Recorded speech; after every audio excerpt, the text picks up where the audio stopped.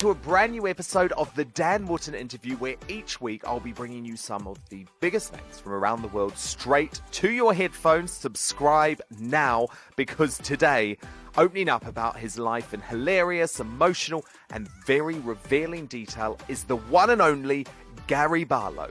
Yes, we're in Kensington, West London, to chat to the Take That star Solo.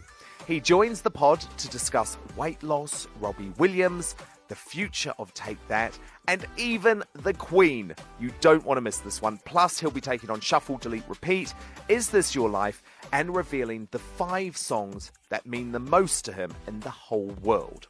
Stick around later too, because I'll have all of your comments about our previous guests, including James Corden. And if you want to listen to that interview with Mr. Corden or any of our other A-listers like Camila Cabello, Meghan Trainor, or Gary's bandmate Robbie Williams, then make sure you subscribe right now. But first, let's go in-depth and personal with Gary Barlow. So Gary, welcome to the pod. Thank you. How are you? It's so great to have you here. It's great to be here. And actually, it's great to have you on your own, because do you remember the last time we had Take That on the podcast, you actually were sick. So you weren't there. It was just Howard and Mark on their own. That's right. And that was also great because they got to take centre stage and tell lots of stories. Yeah. And now this is your moment to catch up. I do get in the way with the other two. I do get in the way. So...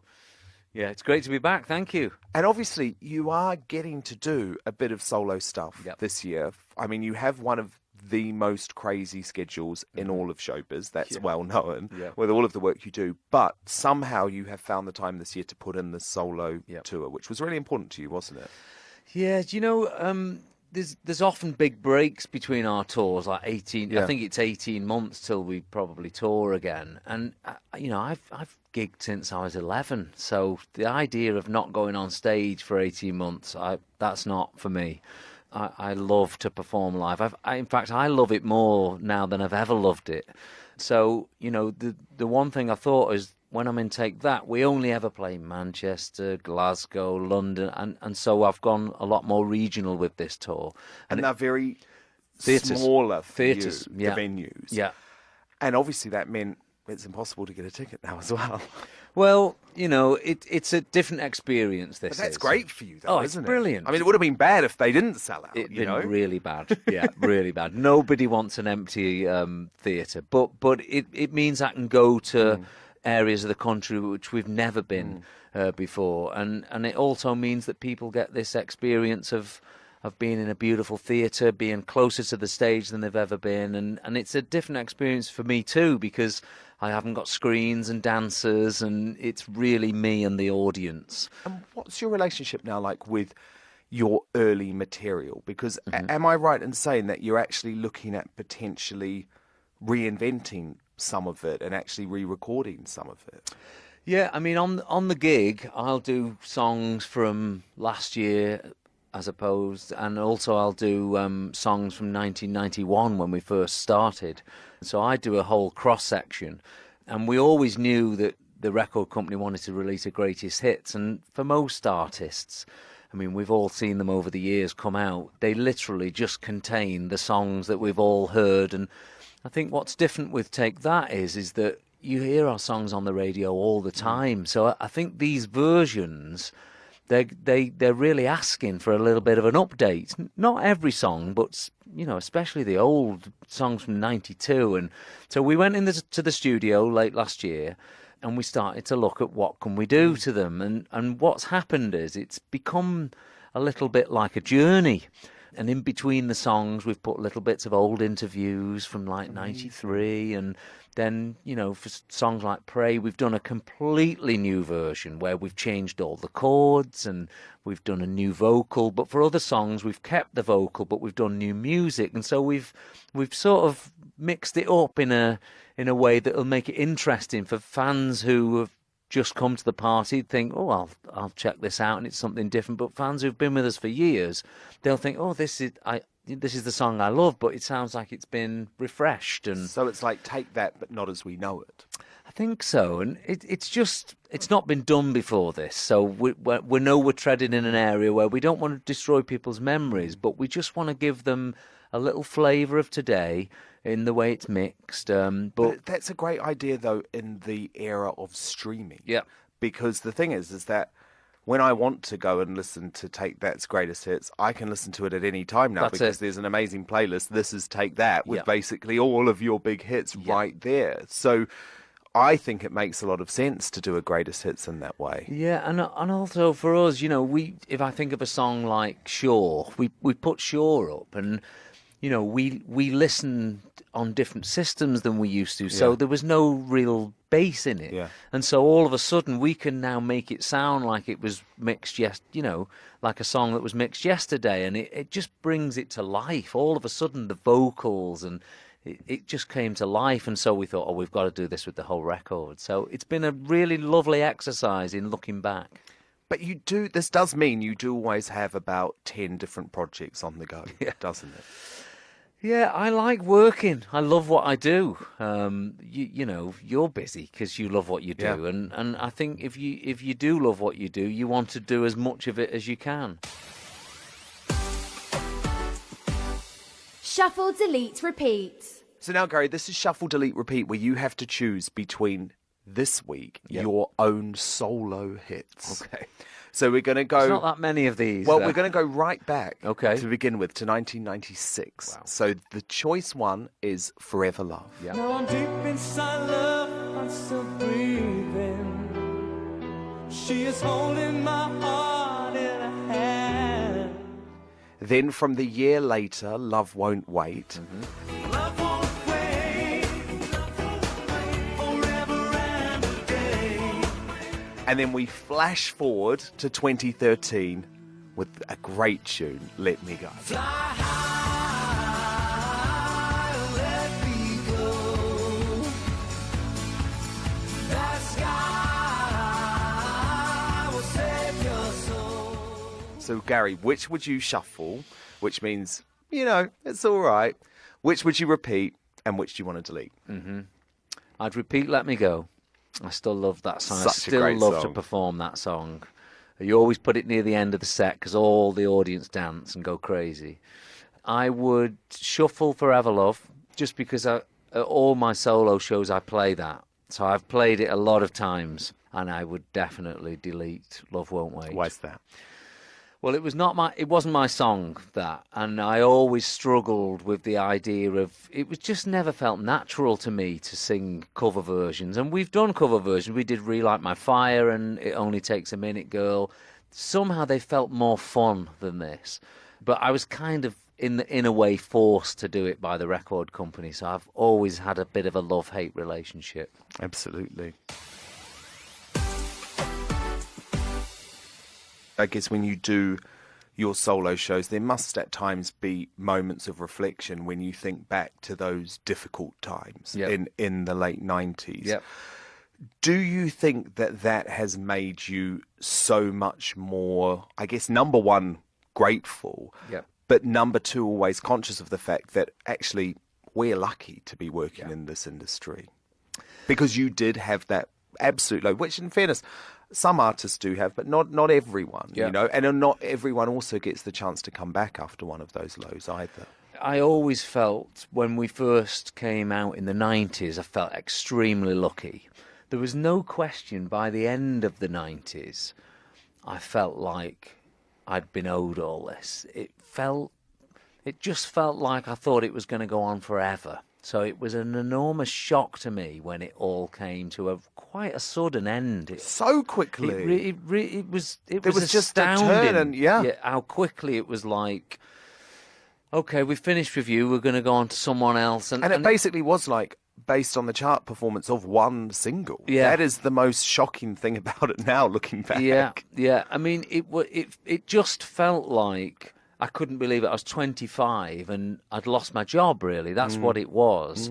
This thing that I'd worked for my whole life since I was 10, 11, is that it? Is that the end? And, so there's a lot of coming back down to earth for me. And I mean, you did try other things. You tried acting, for example.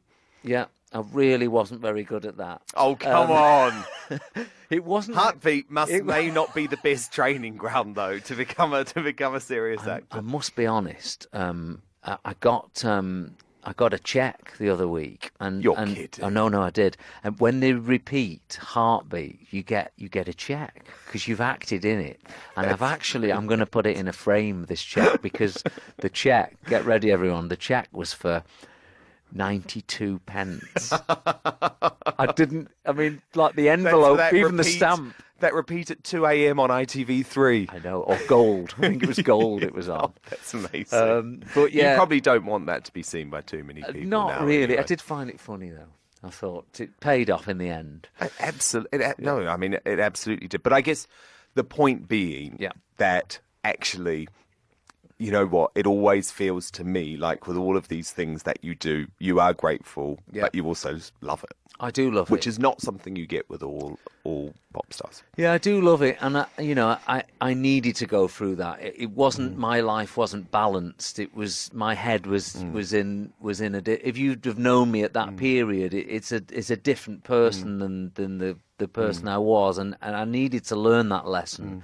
Thankfully, I got the chance to be able to have another try at it, and I think that's probably why I try a bit harder than I would do if I'd have just had this career that had been constant throughout the last 20 years. And obviously, how you look and physically, that's something that was very connected to that era. And this year, I guess, more than ever, you have really owned that because you have launched Barlow's Boot Camp, inspiring people all around the country to follow your regime, which, I mean, gosh, I'm someone that massively battles with my weight. And I have to say, what you have done is hugely inspiring.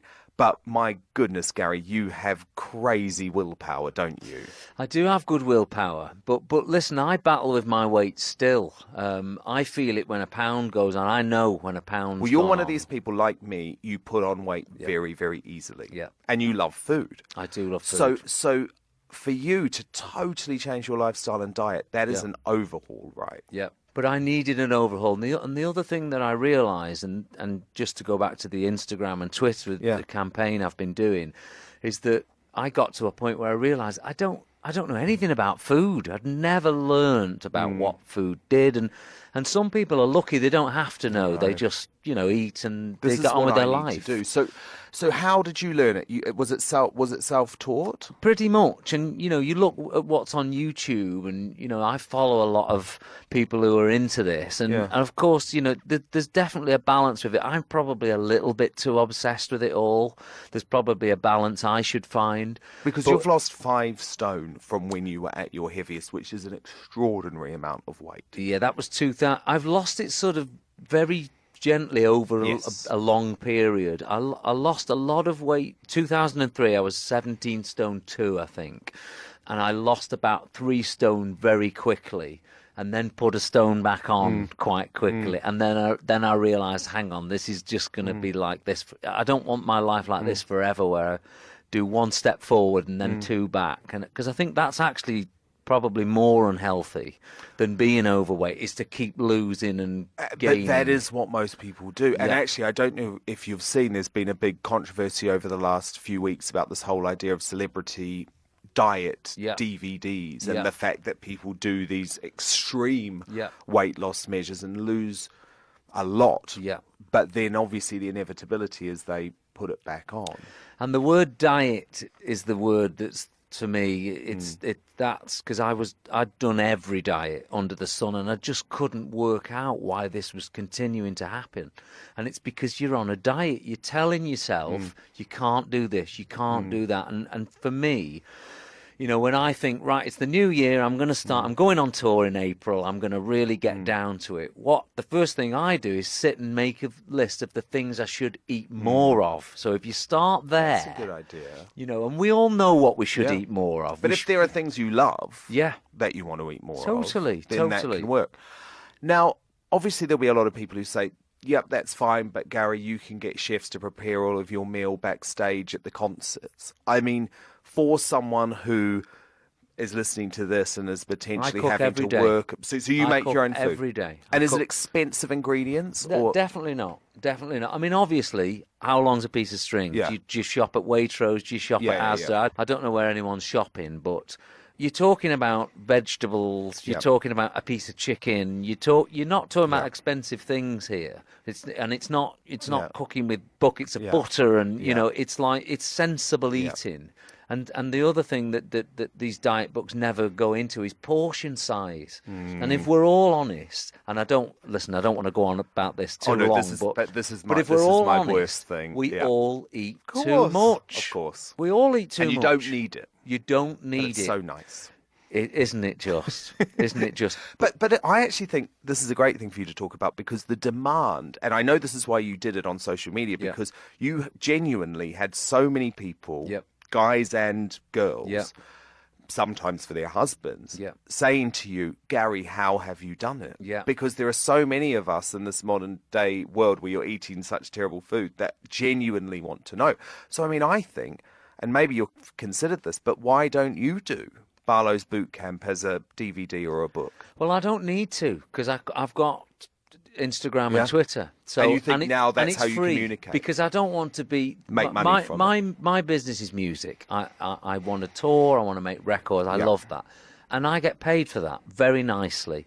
I don't need to make money off selling to people how I've lost weight. I can do that through Instagram because people shouldn't be charged for that. People should be able to click on there Yeah. and learn the odd tip here and there. But it's not a diet. It definitely isn't. If you're struggling and you want an answer to it all, you've got to change everything. So when you were really struggling, what were the things for you that were like catnip? You know, like was it pizza or was it going to McDonald's or what? You know, what would be your absolute vice? My big problem was sugar because I was having so much of it and I didn't really realise how much of it I was having because I think I wouldn't say to anybody become one of those people who just sits and reads the packets of everything because that's a different obsession. But when you really look, if you're someone who's you know going in and filling a trolley full of ready-made meals, I'd say get rid of that and try and Totally. cook for yourself because Totally. if I can cook, I can challenge most people's lives for being busy. I'm a busy guy with lots of responsibility. But I cook every day for me and my wife. And if I can't cook on a Monday, I cook more on a Sunday. So I've got food for Monday. And it's about that. It's about taking control of, rather than blaming, why am I fat? You be in control of it. Get control of it. That is so what I need to do. Cook. Because Cook. that's what I don't do.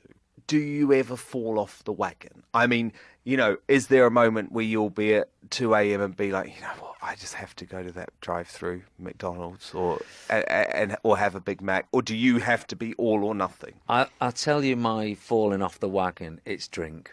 Is it? Yeah, it's not food. It's not food. I don't... Because when you're on tour, do you not drink? Oh, no, I do drink. Yeah. Every night. Every night. Well, you sort of need it to wind down, don't you? I agree. I mean, it's not excessive, Yeah. but that's where you will reserve your calories for almost. Absolutely, yeah. Yeah. For a beer I don't or a wine. I don't see I don't think of it like that either, calories. I think do you'd you probably not? be shocked about the calories I eat. Words are powerful. Take the podcast you're listening to right now. Is it making you laugh out loud?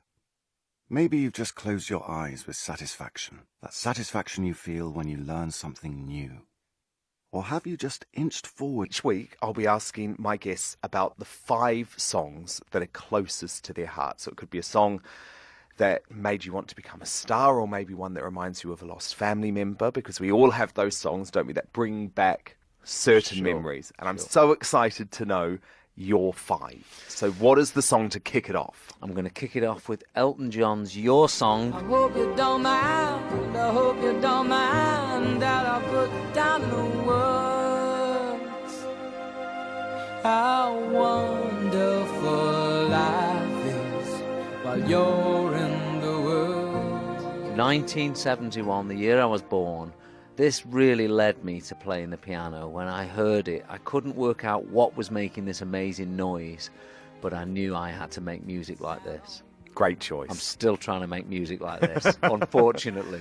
Well, he's retiring from touring, isn't he? What did you make of that news? I think this tour is going to be about 20 years long, though. That's the thing. Well, it is very long. Yeah. I don't know. I mean, like, we played a lot of dates last year. I think we did like 120 dates or something. And then I saw Elton one night, and he said, "I've cut down this year. I've only done 150 shows." And you think, are you kidding me? I mean, this guy is nearly on stage every night. What is your second song? My second song is "Don't Give Up," Peter Gabriel and Kate Bush. Don't give up, 'cause you have friends. Don't give up, you're not beaten yet. This was years after it was out, actually. The day I was dropped by my record label in the 90s. I was driving the car, and I got the phone call on the car phone at the time to say, this is it. The record company they're ceasing your contract. And it felt like the end of the world to me. Of course. And on the radio came this song, "Don't Give Up." And it was like the radio was talking to me. I had to pull over the car, actually, and I listened to this song, and it made me feel better. It made me want to go home, be with my friends, be with my family. But in that moment in my life, the music spoke to me. Song 3 in your 5. Song 3 is the amazing Always a Woman, Billy Joel. Love this song. She hides like a child, but she's always a woman to me. She can lead you to love. I just love this song. Billy and Elton John are the reason that I always wanted to sing and play the piano. And I spent a lot of my early years writing songs like the songs they wrote. And actually, from listening to More Than a Woman, I actually wrote Million Love Songs. And if you listen to it, it's very similar in style. But Billy is a master of not only lyrics but music as well. I've always actually been trying to write this song, and I've still not managed to. But Wait, there's a few years You've left. come pretty close. I've come pretty with a Million close, Love Songs, I would say. But this is an absolute classic, and I think I sang it on X Factor Final. I've always been looking for an opportunity to sing it, but I think there was a final one year I did it, and I love it. Song 4. Song number 4 is, I think, the best pop song ever written in history, and it's Yesterday, the Beatles. Yesterday, all my troubles seem so far away. Now it looks as though they're here to stay. Oh, I believe. The simplicity of this piece of music, however, it is also extremely complex in its composition. But you could listen to it, and it's just so beautiful, so relaxing. It speaks to you in such a common language, but you can also see under the surface it actually has an awful lot of meaning. It's pop perfection, and I know that throughout the years since this song has been released that people have tried to do what that song does and have failed miserably. I think it's had something like 1,000 cover versions, this song, but still to me, the original with the George Martin strings, that's the version. And what song completes your 5? This is going to surprise you, this one. I've gone for Rick Astley, Never Gonna Give You Up. Never gonna give you up, never gonna let you down, never gonna run around and desert you. Brilliant tune. You know what I mean? I get it. Not only is it a great tune, but I was 17 at the time, and I was working in the working men's clubs up north. And Rick Astley was from Newton-le-Willows, which is about half an hour from where I lived. And he did the working men's clubs. And all of a sudden, I saw this guy and I thought, there's hope for me because this guy's done it. I'm going to try and do it. So from pretty much when I heard that song and I saw him singing it on Top of the Pops, I started to come down to London every month and sit in the receptions of record companies. And anyone who was in A&R, I used to give them a cassette tape. And it was that record, really, because for the first time, stars didn't feel untouchable. There was Rick Astley. He grew up half an So you hour. would actually sit in reception with your tapes? Oh, yeah. Every month. I used to get the train down to Euston, and I used to go, EMI was in Manchester Square at the time.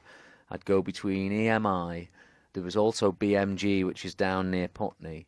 And some days I'd see nobody. So you'd sit in there from 10 o'clock in the morning till 6, and you'd see nobody. You'd talk to the receptionist a bit to say, you And know... they would know that you were there because you thought you were the next big thing. Yeah, I'd tell the people, you know, if I got a chance to talk to somebody who was waiting in reception. They were usually actually people going for meetings. Because I don't think it happens as much now because you've got social media.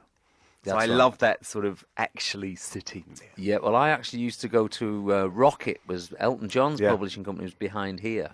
And one of the famous stories of my past was that I had a tape with 5 songs on it, and I got into one of the offices to see someone who was in A&R, and he played all the songs and then turned round, opened the window, and threw the tape out of the window. How can you be so cruel? Not Do even you X know- Factor's as brutal as No, that. do you know who he is? Did you remember his name or ever come across him again? The first time I met Elton, I said, "You've got to answer a question for me." There was a period, and I gave him the dates. Yeah. And he said, "I know exactly who that was," because he left the company without telling anyone. So he's kind of like a weirdo sort of guy. So it made me feel a little bit better. On to other things, though, Yeah. Gary. There's so much going on right now in the world of entertainment. A couple of things I've got to ask you about. So, number one, lovely Robbie Yep. Williams, a part-time member of Take That, Yep. I think we call him, and he opened up very recently in an interview in Australia about some of the troubles that he had last year. Yeah. How difficult was that for you to hear Gary Robbie talking about that? Yeah, we all felt that. And he... I mean, he's so honest. I and know, open. and we knew before he'd sort of come out with and told the world about it. And you know, it is a bit of a thing with Rob that he's just designed to just now and again just lose it a bit. You know, he loses his way a bit, and I mean, it really goes to show how sort of haunted he is by that side of his life, and we all worry about him constantly. He's still towards the baby of the band. He was Totally. 15 when he joined Take Yeah. That. You know, he wasn't even 16. He was just about to be 16. Because I read his book, or Yep. the book that Chris Heath wrote on him. I don't know if you read it, and then we did the podcast with him. And actually, I just said to him, I'm just worried about you having read this book because he's such an amazing star, isn't Yeah, he? he is. He But is. my goodness, the demons that haunt him day to day, which he just shouldn't be having. Yeah, I know. But I guess it's a mental health issue, and there's nothing that you can necessarily I do, know. famous or not. And we do worry about him and talk about him and try and see him as often as we can. And you want him back in the band, don't you, at some point this year to come together for the band coming to the West End, as in the band, the musical coming to the West End, because obviously you didn't get to see it last year. I know, but just so you know, he's seen videotape. He knows what the show is and what it is. But we were disappointed with him not, and he was disappointed to not make the opening. But he's as excited as we are about the show coming to London, and we'd love him to come and do something with us for that. And it is great where you guys have ended up with Robbie, though, isn't it? Yeah. Given, I mean, when you think about what it used to be like, and now you are proud of each other. Yeah. He does dip in and out. So, Yeah. for example, he was part of Let It Shine. And it feels like at some point you guys will be together working on a project because you seem to have a pretty good working relationship now. And you know what? There's one thing about Rob is that he's great to be with. He's great fun. He really is, He's yeah. brilliant at a dinner table. You know, he does these quizzes up at his house that we love to go to. He's just great fun to be around. And also, he's very driven musically, which is where I really connect with Rob. And whenever we do projects together, we really connect as a writing partnership. So I'm sure there'll be, I don't know what it is, but I'm sure at some point in the future we'll do something, whether it's the band, whether it's me and Rob, it does, you know, whatever. But we'll definitely love to work with each other again. Turn around. So now, Gary, this is Turn Around. I know you've been excited about this one, haven't you? It's the point in the podcast where I've never been so the excited. guest has control. So basically, you have a minute here to ask me as many questions as you want about whatever you want. And I guess it's sort of your chance to get your own back. Oh, Dan, I'm loving on a this. journalist. I'm loving this. So, you've got a minute. Guys, you're going to start the clock. Go, Gary. Gary or Robbie? Obviously, Gary. Hey, I love it. Who's the rudest celebrity you've ever interviewed? Kim Kardashian, hands down. Really? Yes. Amazing. Which celebrity has kept you waiting the longest? I think it was Mariah Carey, and it was 7 hours. Get lost. Seriously. Honestly. But it was worth it, because I'm a huge fan. You spent nothing less from Mariah, and then I spent the whole night with her and went to a nightclub with her, and it was fully worth I it. love it. X Factor or The Voice? X Factor. Who's the best judge on X Factor? Simon Cowell. Daily Star or Daily Mirror? Daily Star. Reluctantly. What's your annual paycheck? Oh my God. As if. A lot less than yours. Have you ever made up a story and printed it? Never. Really? Never. Okay, good. But I have once won a Shafter Award, right? Which was the thing. So your time's up, but I will tell this little story, right? Because this is, yeah, but but this was basically the awards that they used to give out back in the day for this sort of dodgy journalism, which just wouldn't survive in this current climate. Right. But my award for that, they used to call it the Princess Margaret Award, because there was back in time a story that one of the newspapers ran, I can't remember, I think the Express, about Princess Margaret going into Crossroads, the soap, which was clearly ridiculous. So these awards were sort of named after her.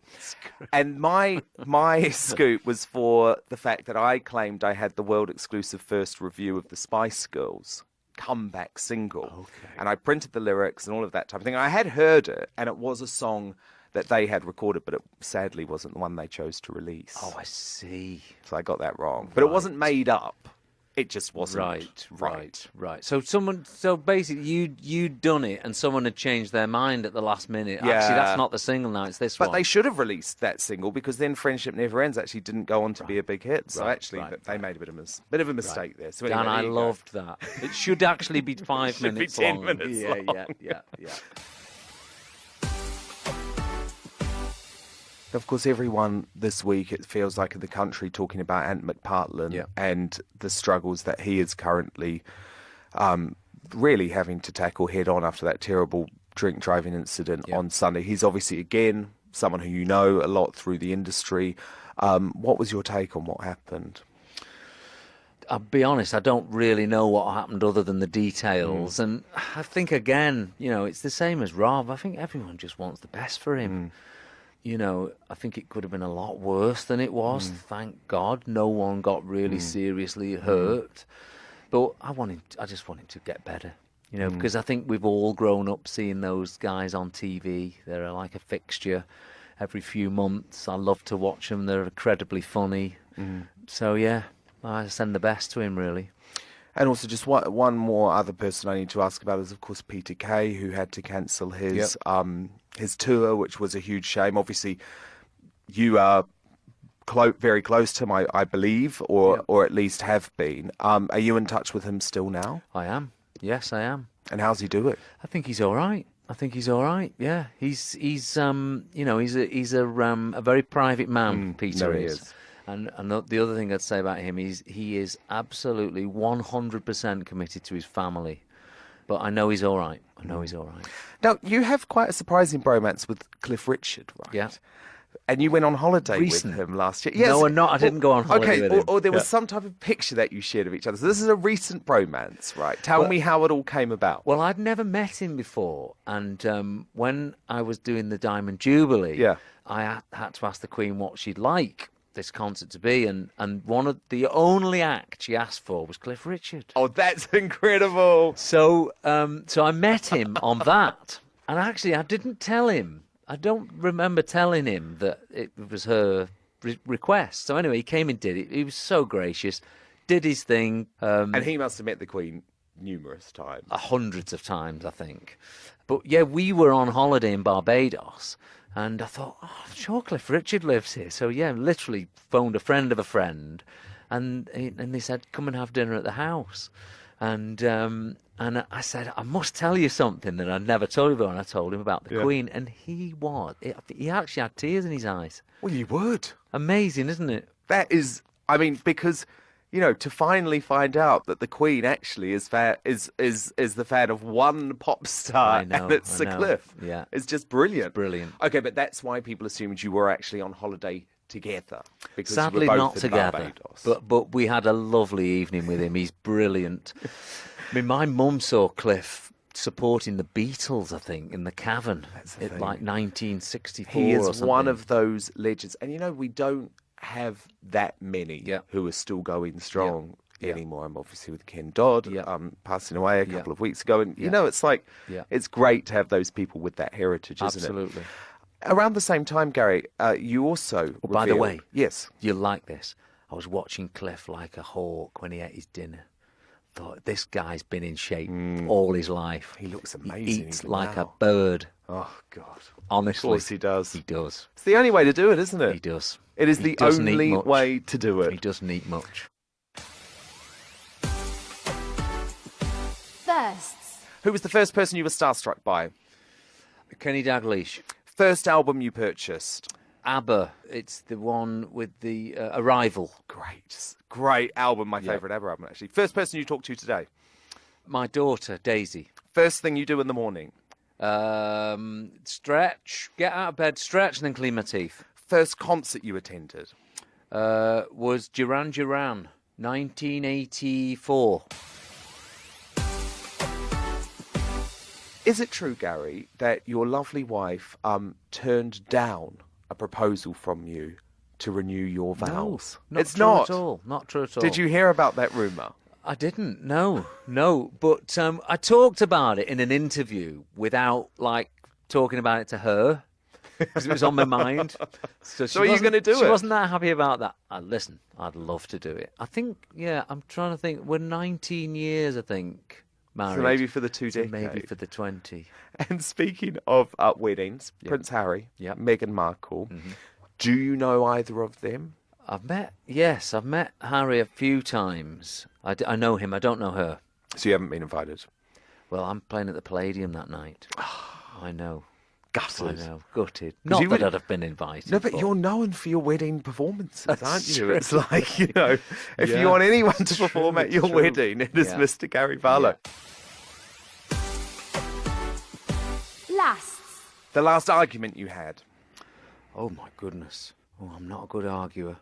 Argument? I reckon you are. I'm not, you know. Are you not? No, I hate arguing. But what about like an email argument? Well, I'd say my wife, because she'd be just the only inevitable. person I'd Inevitable, argue with. yeah. The last time you Googled yourself? Oh, this morning. I love the honesty of that. I love the honesty of that. Because I know everyone does, that's but true. most people deny it. Ego surfing, it's called. The last time you felt scared? We went on holiday to Miami and we went to Orlando for the day, and I was truly scared on the roller coasters. The last time you used public transport? 10 years ago. And I always say a private jet does not count. Yeah. Oh, no, that's right. And the last TV show you loved? The last TV show, Britannia. And the last one you hated? Hated. Oh, let me think. What didn't I finish? Well, Lost. Oh, yeah, Lost. that lost it. They were all it did lost. Lost Yeah. it. And the last text message you sent? Last text message. Oh, to my wife. Home for 5 o'clock. Obviously, the other huge showbiz topic which has dominated the last 6 months has been the Me Too movement and Time's Up, hasn't it? Yeah. Obviously, Harvey Weinstein, who Yeah. is now really a disgraced man, I guess, was someone who you had Yeah. worked with previously. So what was your take on, number one, that movement, but number two, I mean, were you shocked by how central Weinstein was to all of it? It was. I think everyone was shocked. I mean, I'll say from my point of view that I did Finding Neverland, which was owned by the Weinstein Company. Yeah, and you wrote the music for Broadway. Did all the music. I didn't spend any time socially. It was all work, and I didn't see or hear of anything that went on like that. But I think we were all shocked, and I think for me as a dad of two girls, I think it's great. I think that it's absolutely right. Everything that's being said, everything that's being done, and the whole movement, I'm right behind it. Is a better future for my girls.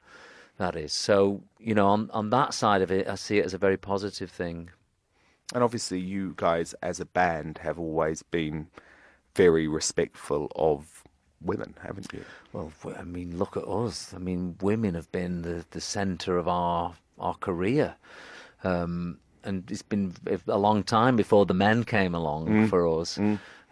So, we between our mums and our daughters and whatever else, you're absolutely right. Women are the centre of my world, absolutely. But your musical career is obviously going very, very strong now. You know how much I absolutely adore The Girls. I think it is just one of the best musicals I've seen in many years.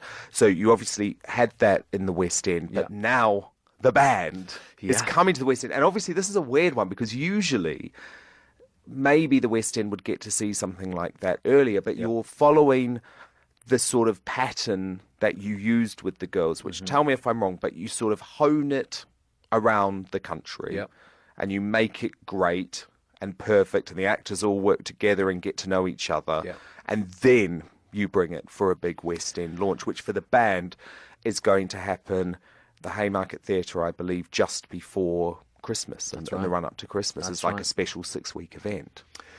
Yeah, I mean, from having The Girls, because we only had it for a month in Leeds and I think we had it for a month in Manchester and we brought it into town and, in hindsight, we may have brought it into the West End a bit too early. We only played for 6 months here. I was slightly disappointed that we didn't quite get the audience we expected. Do you know, I was so disappointed as well because if you look at the reviews for that show, they were so strong. And for me, I was like, this is a guaranteed hit. Well, but it's a tough, tough market. Well, that's it. That's what it is. The West End is brutal. It's like Broadway. It's brutal, and you're competing with the Lion King and the Aladdin, and so what we've decided to do now with that particular show is grow the brand, grow the fan base, take it round the country, let the audiences see it in the regions, and again keep nipping, keep. Oh my goodness! And if anyone out. is listening to this and sees The Girls advertised in their town, I so recommend that they go because, as I say, it is an absolutely incredible musical with amazing songs as well, which I really hope you get to release at some point too. I hope so.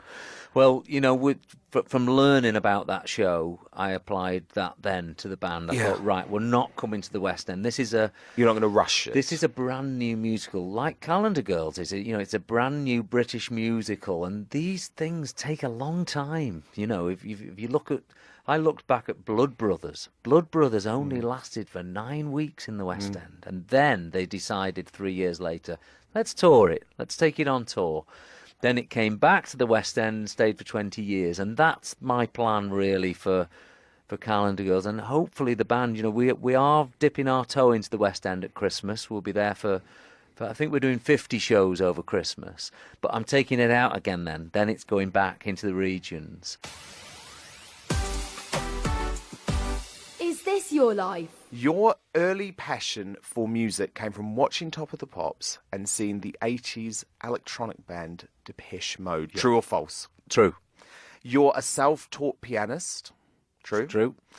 It was a childhood ambition of yours to switch on the Blackpool Illuminations. True. You support Everton FC. False. It's Liverpool FC. Liverpool. The Take That song Rule the World was written specifically for the movie 8 Mile. False. It was Stardust. Stardust. Good. Before Take That, you had a solo career under the name of Curtis Rush. True. Amazing. Why that name? God knows. The initial name for Take That was Kick It. True. Was it? Yeah. Amazing. What was the cutest Rush?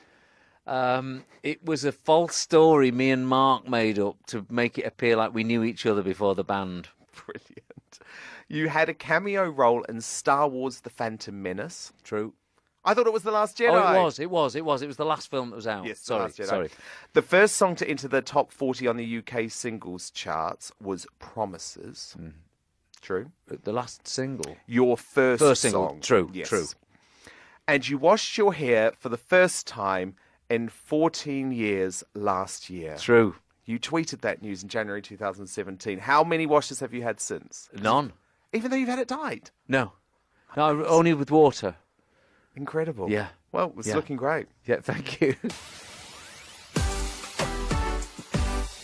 There is talk as well, which we ran in Bazaar earlier this week in The Sun, of potentially Take That the movie on the back of the band as well. Could it happen? Well, I think that Tim's now been commissioned to write the film script. Brilliant. So, I had to call Brad Pitt about playing me. And, there's a queue. It's a long queue. More like James Corden. Listen, He would be amazing. You know he loves musicals. And he loves Take That. He does, bless him. I think that's actually who you need. You think? As you. Yeah. Well, as you know, in the show, they don't play us. No, I So we know. kind of need...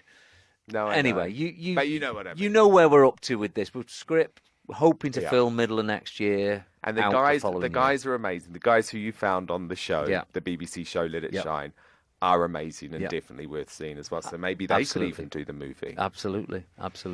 Well, Gary, thank you so much Dan, for thank you. being going solo in the pod. Fantastic. Loved it. Sorry for asking you so much about what That's you all right. eat. I know. But I think we could do a whole podcast on this, We though. actually you could. know. We actually I could. mean, my answers were short. And obviously, good luck with the tour. Thank you very much. I'll try and drag you down to maybe the Palladium. I'll be there. Great. Unless I'm invited to the royal wedding, which I don't think will happen. You never know. You never know. So obviously Take That have featured twice on the podcast before. And actually, if you subscribe right now or just look through our back catalogue, which is there totally for free, you can listen to those 2 interviews with Take That, one featuring Gary. And then, as I said to him during the pod, the second episode features just Howard Donald and Mark Owen on their own. So you've got all 3 in different ways.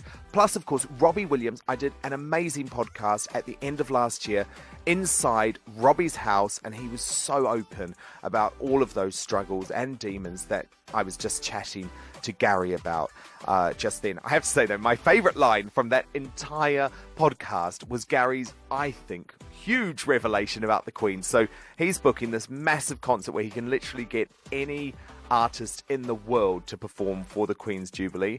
And who is the only man that she requests? Well, it has to be Sir Cliff Richard. I was just obsessed with that. Anyway, a couple of weeks ago on the pod, Mr. James Corden